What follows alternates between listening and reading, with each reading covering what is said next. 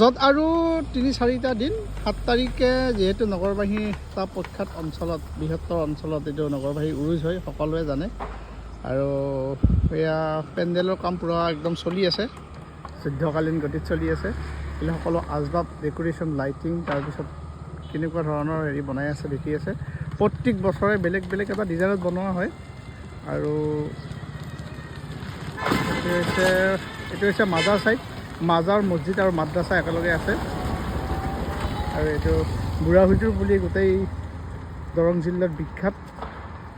তেওঁৰ ৭ তাৰিখে উৰুচ মুবাৰক আছে গতিকে মাজত আৰু কেইটামান দিন আৰু সকলোবোৰ কাম কাজ পূৰা চলি আছে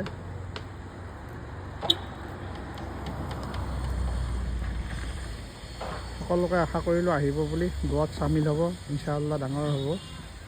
আৰু মানুহৰো খুব সমাগম হয় যথেষ্ট মানুহ হয়